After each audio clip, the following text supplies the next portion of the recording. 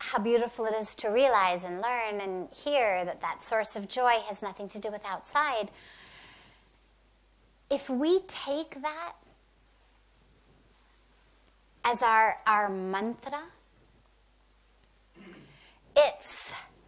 it may feel temporarily debilitating.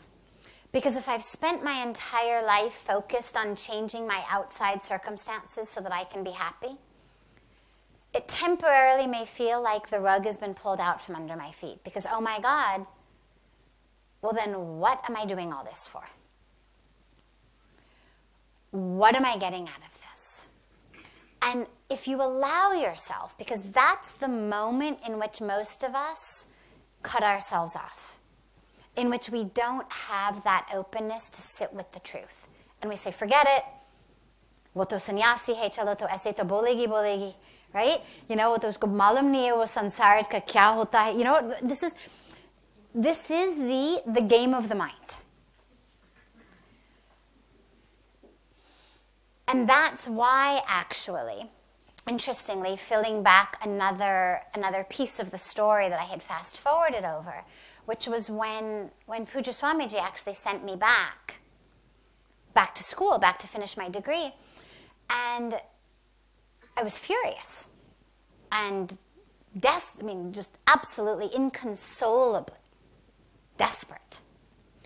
And he said to me, look, he said, if you just call home and say, I'm not coming back. He said, first of all, your parents are going to be over here any day. And as it turned out, they were already prepared to do so, which I didn't know until about 15 years later, that they actually had already contacted like the cult deprogrammers and their friend who was going to get the police to come and, fix me, because clearly something had happened. I had been, kidnapped or brainwashed or something. And he said, so if you don't go back, they're going to think you've been kidnapped, you've been brainwashed.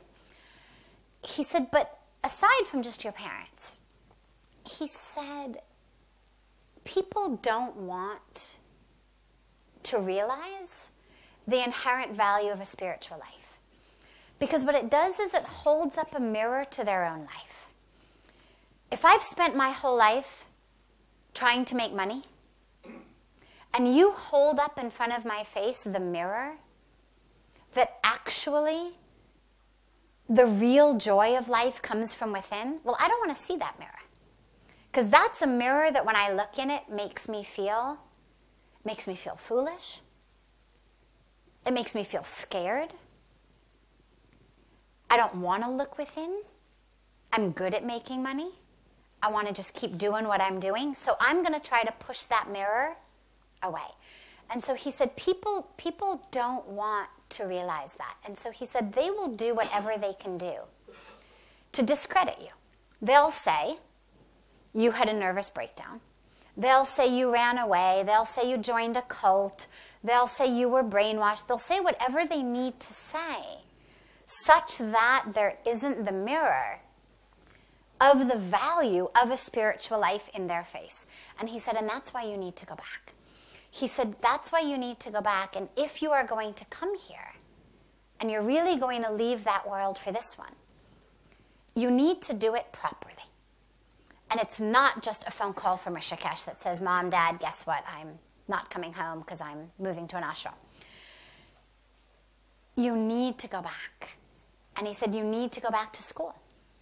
And you need to show them that yes, something has happened, but something has happened that is real and true and beautiful, so that you can actually be useful. He said, because you will not be useful otherwise. He said, you will not be any kind of an effective model of a spiritual life if people can write you off so easily as someone who ran away or had a breakdown or joined a cult or was brainwashed or whatever. And so I mention this in response to that because realizing that the source of joy is within, when you've dedicated your life to the outer world is not an easy thing. It does feel like that rug is being pulled out from under you. And so notice within yourself the immediate reaction to try to push it away.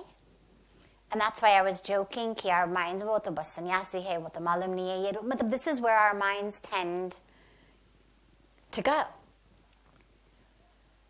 See what happens if, instead of pushing it away, you actually sit with that truth. It doesn't mean become a sannyasi.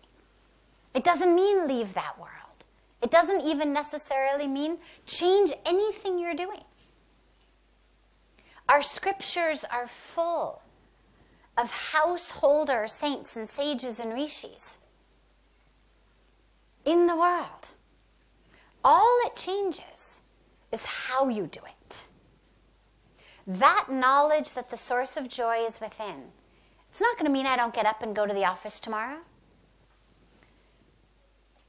Because there's still bread to be put on the table. There's still kids that have to go to school. There's still mortgages that have to be paid. The guy at the toll booth isn't going to take, a hug and a prayer instead of your